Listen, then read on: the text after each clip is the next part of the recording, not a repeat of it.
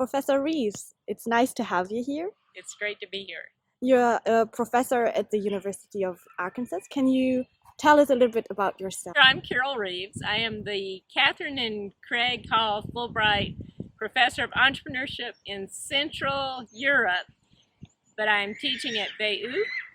Well, actually, I'm teaching in my living room, but it's nice to be on campus at BU and see it and meet someone in person finally, which is a good experience for me. And I'm here with my husband.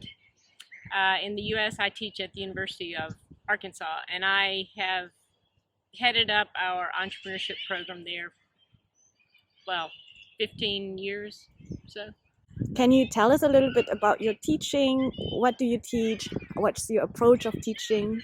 Yeah, so I teach a class. It's actually a program. It's a year-long program that combines STEM, which is science, technology, engineering, and math, if you don't know that, STEM with executive MBA students. So most of my students are about 30 to 35 years old with significant experience.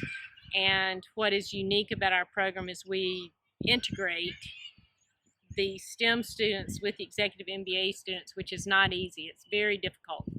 And we've been very successful in actually generating startups out of the class. We've had over 23 startups. They've raised well over $100 million to build their companies.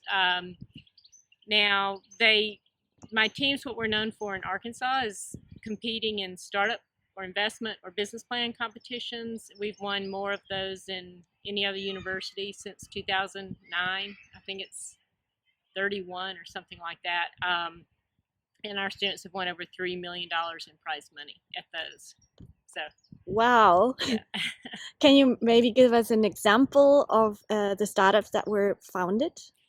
I can give you numerous examples, but they range from, we've got some pharmaceutical companies. One started out, they had a drug for osteoporosis, and they've now moved to hair loss. It's the same molecule, but that's what they're working on. They've raised about $10 million. Another company is in solar panels. They've spun off additional technology. So one of them has, it cleans dirt from solar panels through water, which has become it's an important attribute to have for solar panels because it allows more light in. You can get the dust off and things like that. I have software companies, so some of my favorite entrepreneurs. The University of Arkansas is 30 miles from Walmart headquarters, and I assume everybody's familiar with Walmart, but if you aren't, I think they're the largest private employer in the world. They have like 2.5 million employees, something like that, and they come from this little bitty town in Arkansas. And my students, many of them work for what we call vendors, so people who sell to Walmart. So it'd be like Unilever. They work for companies like Unilever, Coca-Cola, etc. And so they know a lot about that world. And so one of my most successful teams who spoke to my class here, they founded a company that deals with the people who go into stores, and they developed software to help manage them. Wow. Okay. Thank you for sharing. What do you think is the most important skill for an entrepreneur? Resiliency, because the highs and lows in entrepreneurship are just dramatic.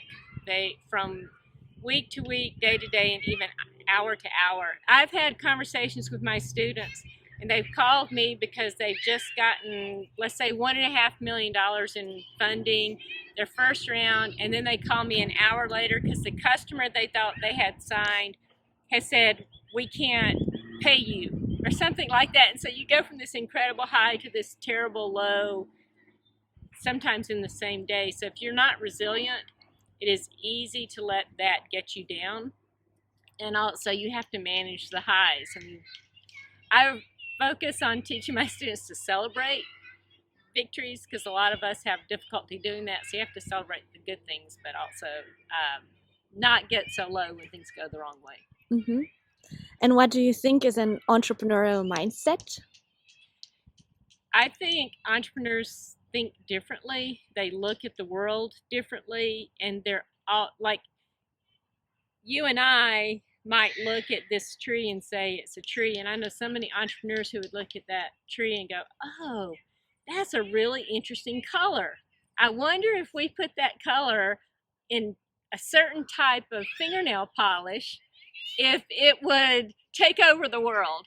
But they put things together in ways that create opportunities. And so that's what I think is an entrepreneurial mindset. When I'm talking to entrepreneurs, and I bring in a lot of entrepreneurs to my class, it feels like I can actually see their heads working, like they're looking at something, they'll stop and they'll think. And so it's a sense of wonder and opportunity, I think. Mm-hmm. Okay. And maybe one last question. You have been in Vienna for a month now, I think. Yes. What is your favorite part of Vienna so far? Well, I would say my favorite part's the Prater, because that's home Mm-hmm. for me. Haven't gotten to experience the coffee houses yet. I'm really looking forward to that. Or the restaurants, really looking forward to that as well. Haven't been in any museums yet. I like the museum quarter though. Walking around there has been really nice. So the culture is very different here in a lot of ways. Buying liquor in a grocery store, that's very different for me. It's nice. Okay. Thank you for your time.